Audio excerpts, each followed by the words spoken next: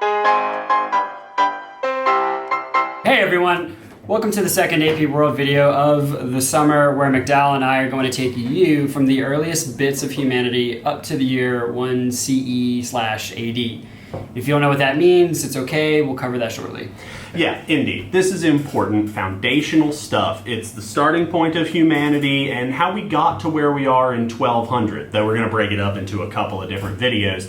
And 1200 is a starting point for our class. Now, you might be wondering, why doesn't the class start at the beginning? That's a very good question that you should maybe ask one of our overlords, here or here.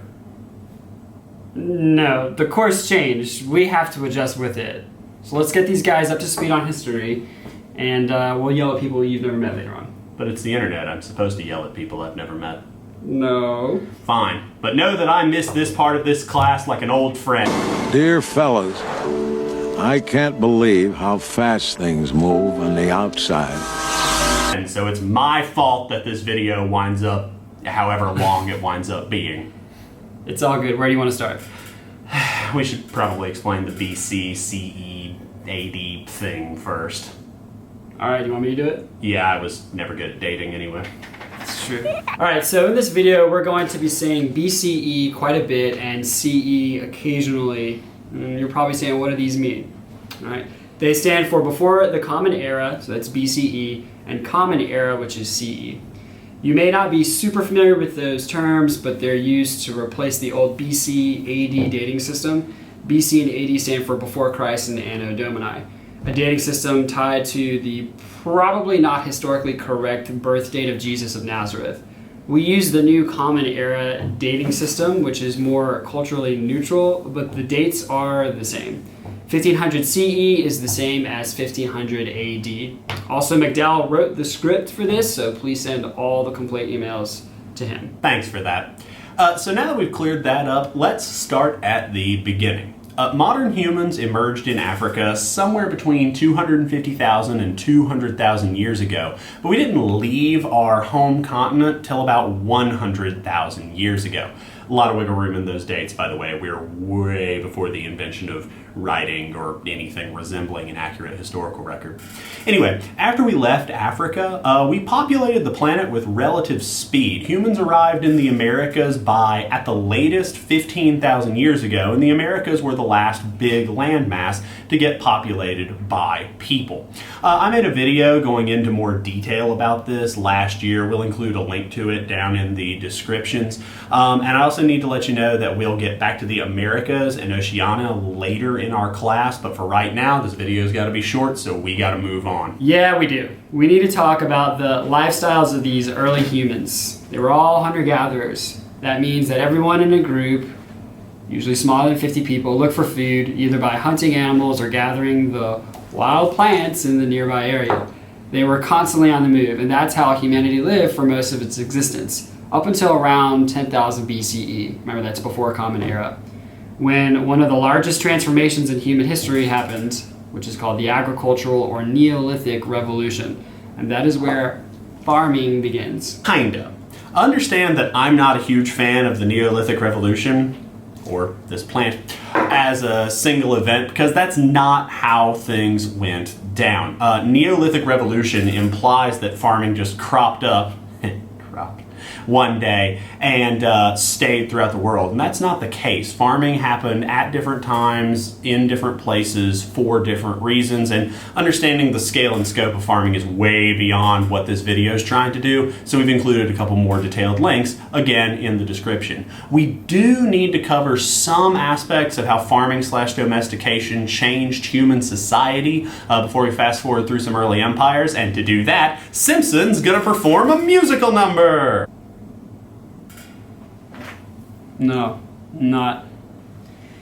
In the places farming spread, people settled and lived in one place because they had to watch and guard their crops. Cities and towns became established and society started to divide up according to jobs, with kings and priests usually at the top of society and farmers and slaves stuck at the bottom. Cities also had much higher populations than hunter-gatherer bands, but that wasn't always a positive fact. Indeed. The advent of farming did increase human populations, but of course that required a corresponding spike in pregnancy rates.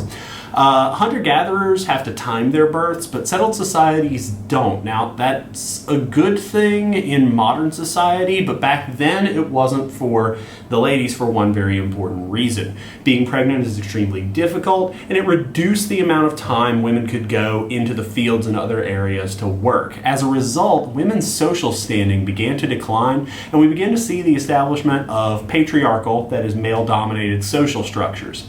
Now, that took place in just about every settled society in the entirety of the world, but how much it took place and where it took place varies from place to place. Now, lastly, and transitioning into the last part of this video, the rise of farming led to the establishment of organized governments and states, which are nations which would rise and fall and which will be the focus of most of the political stuff we'll look at in our course.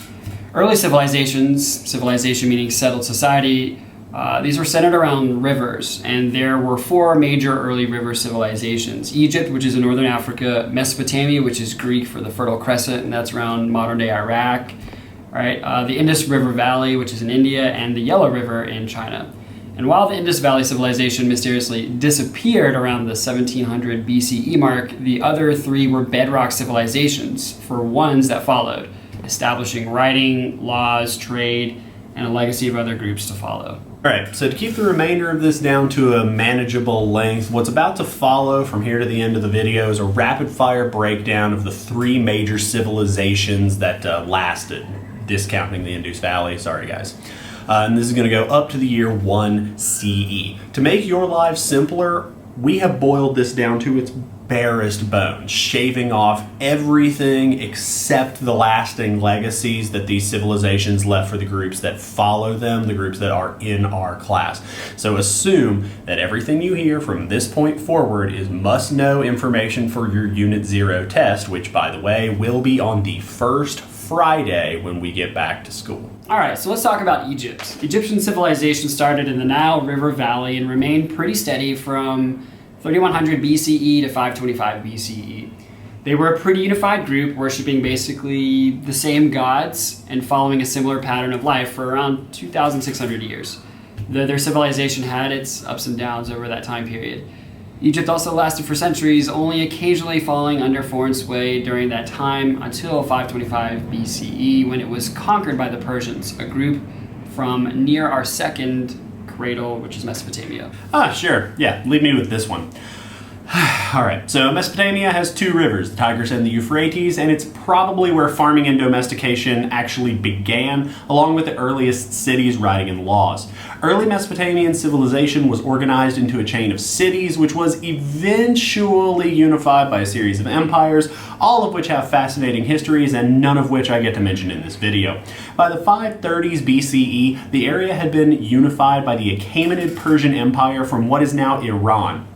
That empire also took over Egypt, just like Simpson just said. Persia kept expanding until they were blocked by the Greeks, who are the first group of Europeans that we've seen in our story. The Greeks were a chain of frequently fighting city-states, that's cities that were also countries, who briefly united to fight the Persians, then fought each other again, then got conquered by their semi-Greek neighbors, the Macedonians, who went on to conquer Persia and spread Greek culture under their famous king, Alexander the... Okay. The Greeks also developed theater and various schools of philosophical thought, which would go on to influence Europe for thousands of years. Then Alexander died, their empire got split up by his generals, which made room for a group from Italy, called the Romans, to expand outward and conquer the entire Mediterranean coastline by the time today's story concludes in 1 CE. The Romans adopted large segments of Greek culture, further entrenching the Greeks as Europe's philosophical and political foundation, with a few Roman modifications here and there. So, yeah, I drifted from Mesopotamia to the Roman Empire, but hey, you're up to speed to 1 CE, which is all we need. Here's Simpson with China. All right, so Chinese civilization forms along the banks of the Huanghe, or Yellow River, sometime between 7000 BCE and 5000 BCE, though it wasn't a unified cultural group until around 2000 BCE. But from that point forward, China has the longest lasting, consistently written history of any civilization anywhere. That's a true fact. From 1600 BCE to around 1912 CE, China was ruled by a series of 10 dynasties, which are chains of related rulers. And to save time, we won't discuss the first two dynasties at all, since by the 700s BCE, China's second dynasty had lost power, and the country was divided into several warring states. There were some important religious and philosophical debates during this time that we'll talk about next time, but for now, just know that China was reunified by the Qin dynasty, whose emperor is considered the first real emperor of China. The Qin dynasty's only main role was to reunify China, right? And just 15 years, the Qin were replaced by the Han dynasty, which ruled from around 206 BCE to like 220 BCE. Sorry, 220 CE, my mistake. The Han established many of the Chinese traditions followed by later dynasties, which is why we'll talk about them and the Romans in a deeper depth in a later video. Yep, so there you have it. 200,000 years in hopefully less than 10 minutes. Pretty impressive, though we didn't go into nearly enough depth if you ask me. If you'd like to know more, send an email to Simpson or myself, and we would love to tell you more about these items or give you some pointers to some useful resources. And I gotta say, the summary was really nice. Not too much controversy, briefly discussing historical stuff that not a whole lot of people get worked up about. I like a good non-controversial topic. So what's our next video gonna be about? World religions. Oh, come on. All right, see you next time. Making my way downtown, walking fast, faces passing something, some. I shouldn't include that line. I was just gonna. I feel like Are we still filming?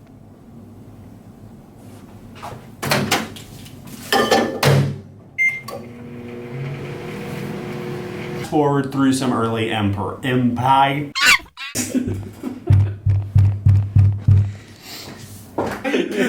Why are you doing? I'm trying to get one on the board. We got one there. I suck at this game. Was transformative to human society. Is there an earthquake happening? What was that? Game. All right, yeah, we're gonna go till I get one. This is absurd. You choose the background. We can't use this. Why? Because look how depressing it is. Why not? I haven't even gotten a single one. I didn't even get near the board. Come on. You gotta throw them flat. I'm throwing it flat. Like that. I'm not cleaning this. I'll do it. Yay!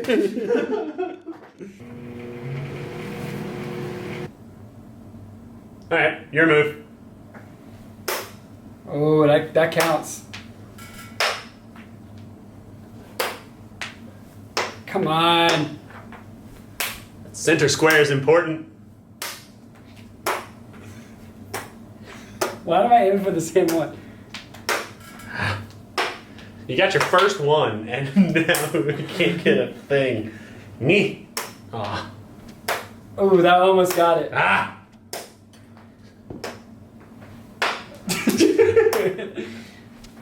We're bad at this. Oh man, you can't hit mine off. No.